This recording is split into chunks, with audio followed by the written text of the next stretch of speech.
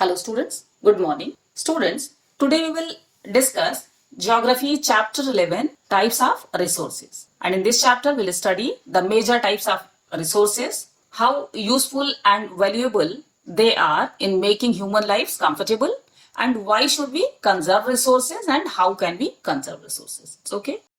So the first topic is, what is a resource? So anything that is useful in making the life of human beings comfortable is a resource. Children, in our daily life, we have to complete some task, and for completing that task, certain things are required. So anything which help us to complete the task effectively is called a resource. For example, to understand this chapter, SST book is needed. So SST book is also a resource. Now types of resources: natural, human-made and human resource. So first one is natural resource. So what is a natural resource?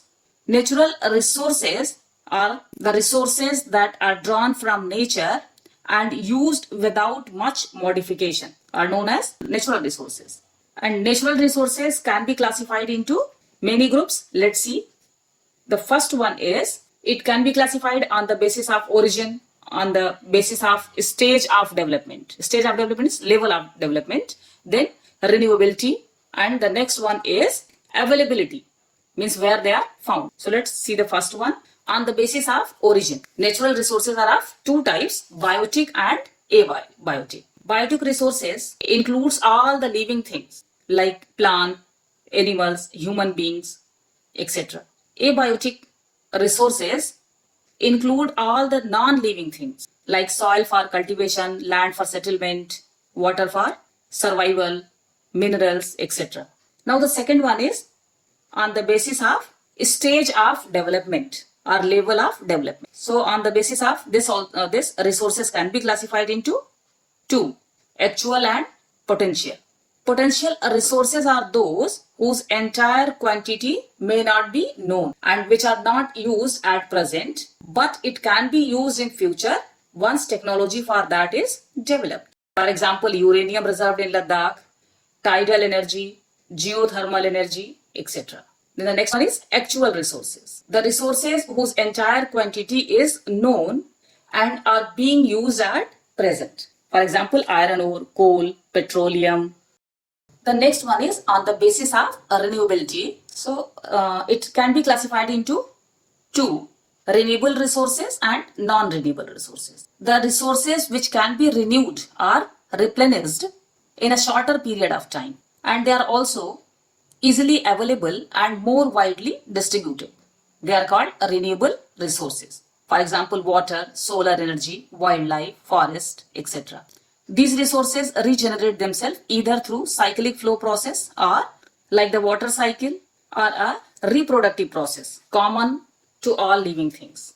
Now the next one is non-renewable resources. The resources which have limited stock and takes thousands of years to renew itself, like petroleum. And these resources can be exploited only if they exist in sufficiently large deposits, because for exploiting these resources a large amount and manpower is needed. Now on the basis of availability, resources, natural resources can be classified into two groups. The first one is ubiquitous and the second one is localized.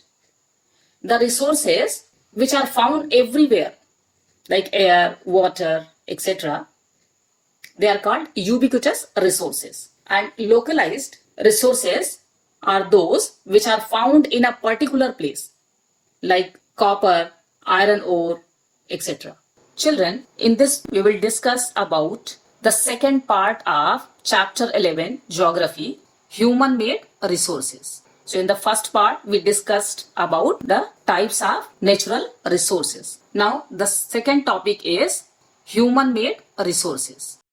Natural resources cannot always be utilized in their raw form, but need to be processed and changed from their original state. So when the original form of natural resource is changed by human being to make it more useful, then it is called human-made resource. For example, iron ore is a natural resource, and when it is processed to steel, then steel is a human-made resource. In the same way, building is a human-made resource. Now come to the next one, human resources. Children, you know that anything that has some utility to satisfy our need is known as a resource. Human beings also help others to complete the task, and that's why they are also a resource. Without human being, no gift of nature can be developed and utilized as a resource. And human beings are an important resource because their ideas, knowledge and skill lead to the creation of new resources. Education and health help to make human being a valuable resource. Mason, engineer, teacher, laborer, scholars, scientists, etc. are human resources. Children, now the next topic is conservation of resources. So why should we conserve natural resources? There are many reasons to conserve natural resources. Natural resources are main source of our daily needs. They are limited and takes millions of years to renew. That's why natural resources should be conserved. And what does conservation of resources means? Using the available resources carefully and giving them time to get renewed, and it should be enough to sustain development. Sustainable development means using resources wisely and conserving them for future. Now how we can conserve resources? Steps to conserve resources. People must look for alternatives to resources that are becoming scarce. For example, aluminium may be used in place of copper for many purposes. The growth of the world population must be controlled to allow for a better quality of life and sustainable management resources. Fumes from automobiles and smoke from factories poison the air. The emission of poisonous substances must be reduced. Each of us must take care of our immediate environment. I hope that you people have understood this chapter. Thank you.